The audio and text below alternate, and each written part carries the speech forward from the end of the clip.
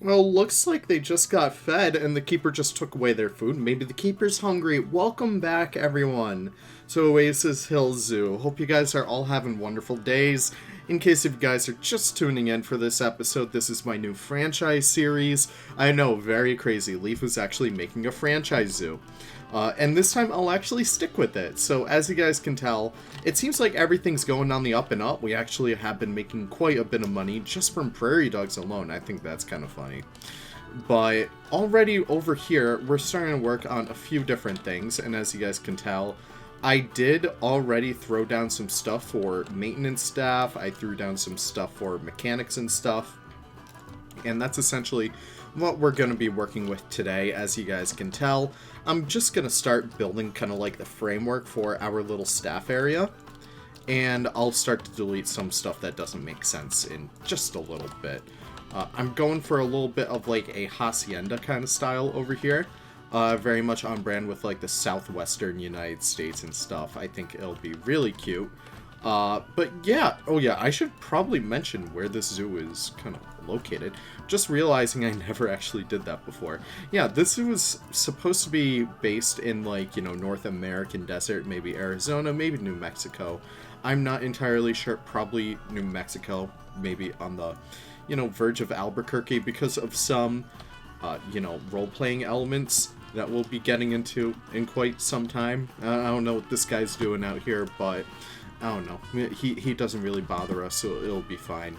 But no, I'm really excited about this. Unfortunately, I'm recording this right off the bat right after recording the last episode, so I hope that's alright. I hope the reception is all good with you guys. I hope you guys are enjoying like this little spin on things, because obviously I'm not doing this from scratch. I had to use a few different little motives in order to get this to work exactly how I wanted it to work. And I think it'll all be fun in the end. So making our way throughout here, I'm just getting like the initial walls for this place all set up and lined up. I think this is actually going to turn out super awesome once we actually do finish it. But I think all we really gotta do is just raise that wall up a smidge. And we already have that little section all based off. And I think that's going to look really good once we actually do get into like, you know, all the walls and stuff. So let's go over here and look up some plaster walls, and we could actually start to decorate these little buildings. And once we do finish this, we will get started on our capybara habitat. And I'm very excited about that because it's been quite some time since I've made a capybara habitat, probably like a couple weeks. But no, I really do love building for those guys, so it's going to be super fun once we actually do get into that jazz. But I think if we come over here and lower the grid size just a smidge, we can get like a nice modular set of these guys going. I don't want it to be too crazy, and I think I will kind of like keep those. Actually, you know what? No, I'm feeling very fun today. We'll actually, where's our window piece? Like our shop front. There we go.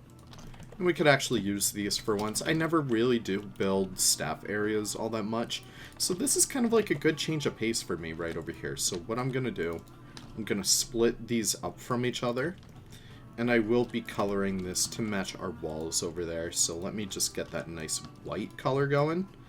I feel like that's a little bit too bright, so I'm going to lower that just a smidge. And we should just be able to copy and paste it right over here, which I think will be pretty good. And I think that's going to give us some nice kind of dimensions once we actually do get into like the other stuff. I will line this up right here, my friends, so we can have that look nice and mighty fine. And there we go. And we'll do another one right over here for the keeper hut. I think that'll look pretty nice over there too. Just line that up with the window more than anything, because that's going to be our best frame of reference. And I think we should be all set. I do want to cover this up a smidge.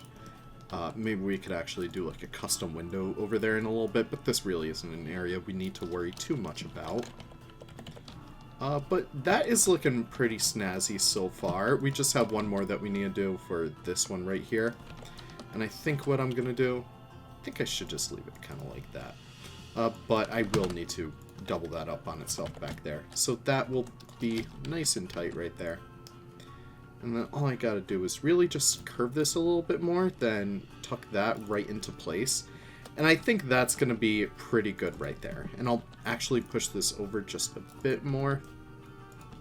And what I'll do with this one, I'm actually going to push that forward just a smidge. It's going to look a little weird. That kind of pokes out right there, but I think that will be fine.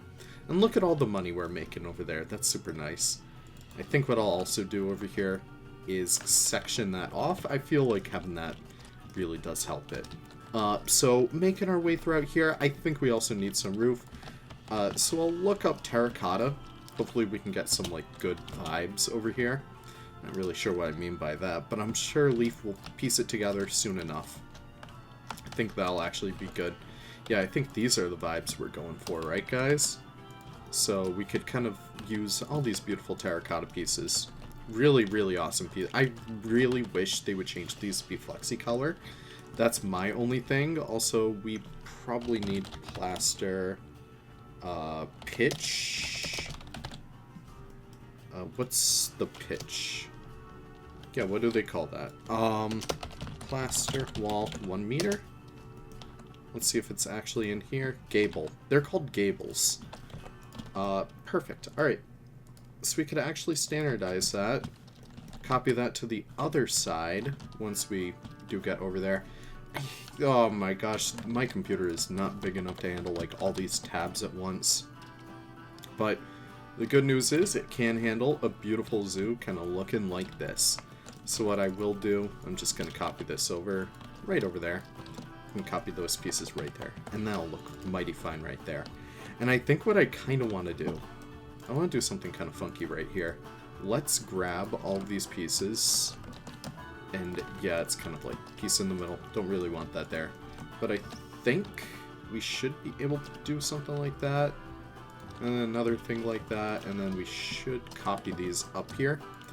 And I think some of you guys may be seeing what I'm going for if you're kind of familiar with like southwestern architecture. It's very much thanks to Spanish colonies. So that's kind of what I'm trying to do right over here. And I think I don't want it to be too high, but I just want a single kind of like tower going on right up here. And we can kind of use these pieces up here to make our stance. We can kind of center them down kind of like that. Separate them from the rest of the build so we can do a little bit more precise detailing. And then copy these right on the other side. And once we actually do fix our grid size, that should be fine right there. And I'm not going to go too crazy with what's going to be up here. I think I may use plaster panels. Kind of like what we did for the roof of the prairie dogs over there. I know I didn't really explain it all that well. Actually, I'm not sure if I did or not because I've not even recorded that speed build footage. Audio, at least. But I think what I'm going to do, I'm going to have this be like a nice natural dirt color. Maybe that will be fine right there. And then we can kind of copy this on itself throughout there.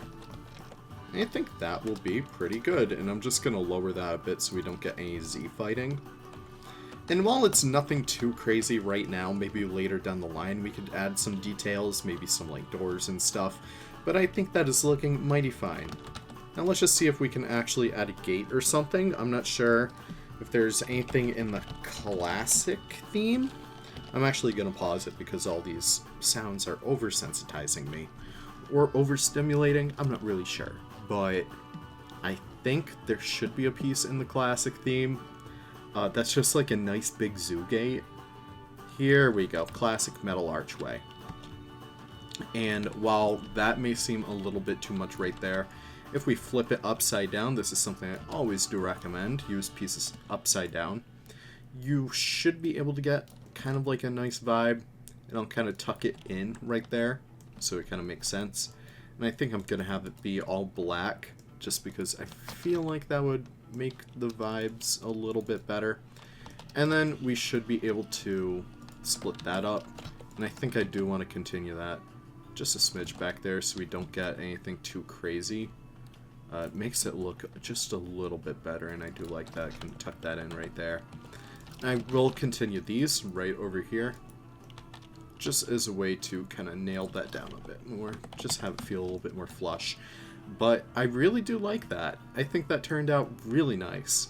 But right now, we have a lot of stuff over here that I think I do want to kind of focus on. So I think I'm going to have a little bit more grassy areas.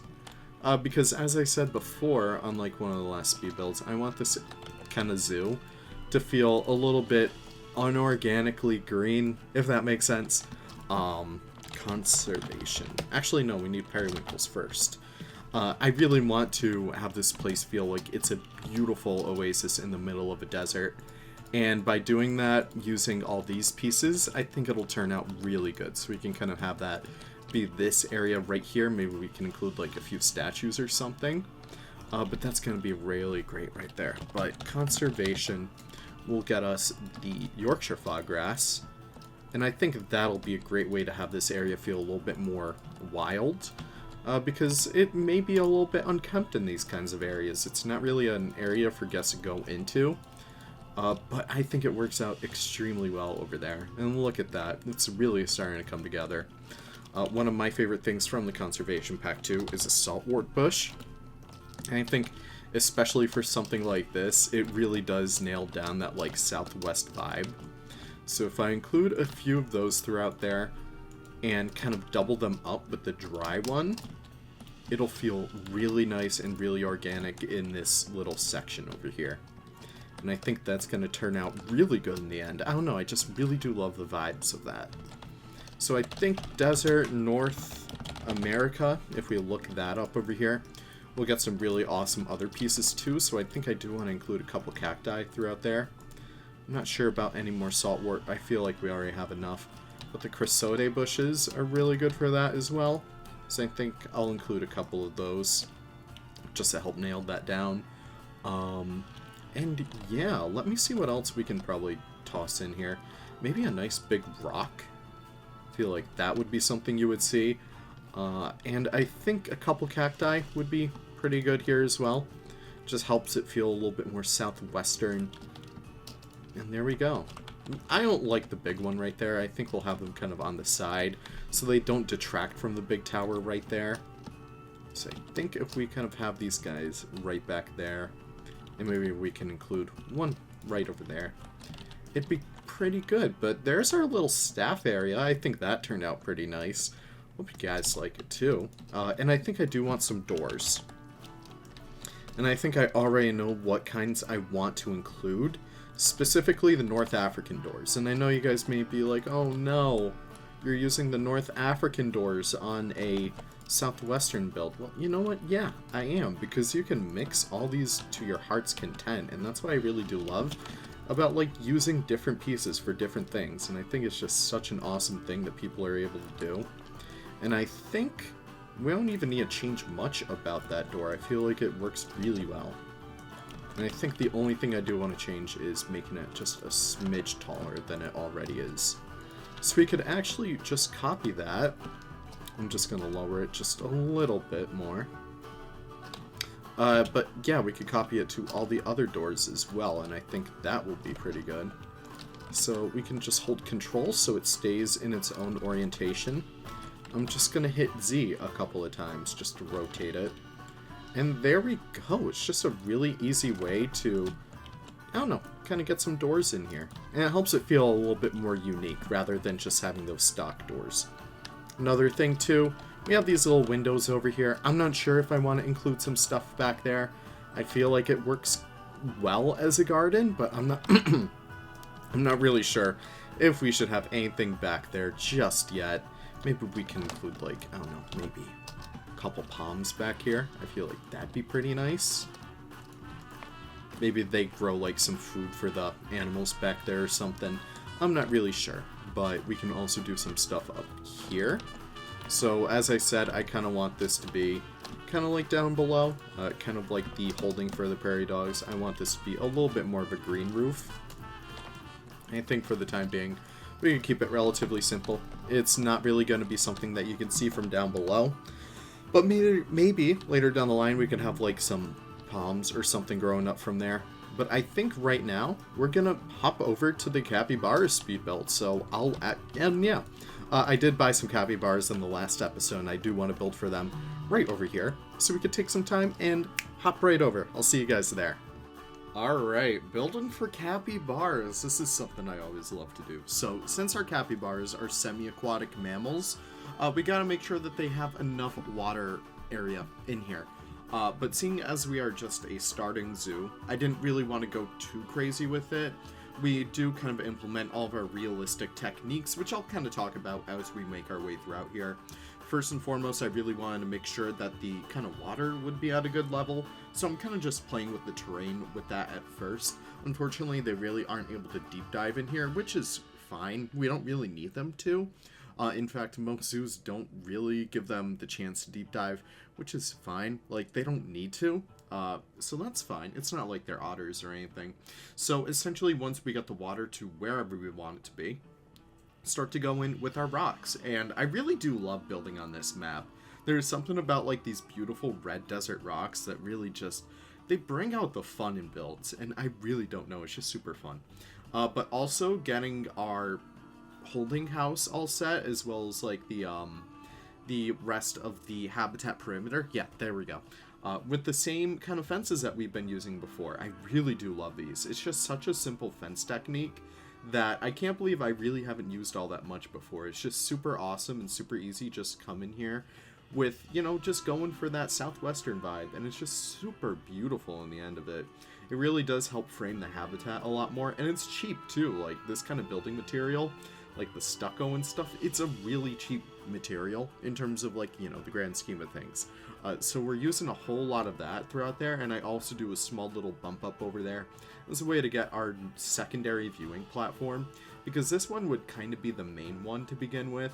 The other one would be more so for the guests who are eating, but obviously it's not really in Planet Zoo style for guests to really use things how they're intended, so we just have a lot of guests in the other area, and you know what, it's honestly just fine. Once we start to expand towards the back a lot more, we'll be seeing a lot more guests kind of like leaving this area alone and going towards our more mainstay animals, a lot more of the bigger hitters. So hopefully we can get that relatively soon. And you can see me starting to move all these guys out there. Keep in mind, I did fix that right after we finished like this episode. So our capybaras can actually access both indoor and outdoor. And I do also build for them a little bit of a shaded area over there, which is kind of null now since they don't really need it, since they can access the interior. Either way, we're starting to work on the rest of the actual habitat itself, and you can see me use the plaster down there. This is something I always do recommend for you guys if you're starting to build realistically. Keep in mind that most of the time when you're at zoos, those big water areas, they oftentimes are artificial, especially for animals like this. They need to be artificial so guests can, not guests, but the keepers can actually clean the habitats, clean the water, and all that kind of stuff. So we got to make sure that they're able to actually clean that and go down there. So we kind of work on that just a little bit. So we make our way throughout here, and we start to do a few more terrain changes as well. One of my favorite things in here is just how beautiful and lush the background is. Even though we are in a desert, this is something I really want to put forward. It's the fact that I really want this zoo to feel like it's just this spring of activity in terms of like foliage and stuff.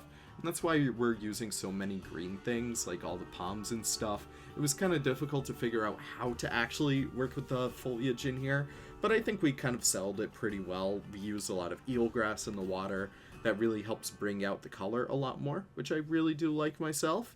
So making our way throughout here and adding some other stuff too. We add a few palm trees like the doom palms and stuff like that as a way to give the build a little bit more height. Because as it stands right now, it's a relatively low build, but I still want to bring that up a little bit and give our capybaras even just a little bit of temporary shade with how the sun would work with these trees and whatnot. So they do have a lot of that stuff, and we also include those saltwort bushes. Now keeping in mind, I'm not really playing for the welfare in terms of the foliage, but I'm still trying to keep like a close eye on it. So that's kind of what I'm doing over there, and we also use a few different desert bushes as well. And that's about it. We add some other grasses, and we're about to hop back over to the actual live build. So I'll tell you what, guys, thank you for sticking through this little speed build, and I'll see you all there. Alright, I hope you guys enjoyed the little bit of a speed build. That was a kind of fun habitat to build. I always do love the capybaras. They are always super fun to build for. And I hope you guys appreciate all the foliage that went in here. I do want to take some time in the next episode to do what we did with the prairie dogs and do a little bit of in-house foliage, like during the live portion. But for these guys, I really just wanted to get this done. But essentially what we have right here, we have a few welfare issues, so we're just going to look some of these up. And we're going to look up Capybara and see what we could throw in for these guys. Right off the bat, I know we can include a quick little jet over here. I'll color that to be like a nice kind of deep orange, so it kind of fits in right over there. Granted, they won't be able to really use it, but it does count for their enrichment, which I think is pretty good. And in terms of food enrichment, we could sneak in a little feeder over here. I always love changing these colors out, though. So I think let's do a purple. I feel like that would be pretty nice.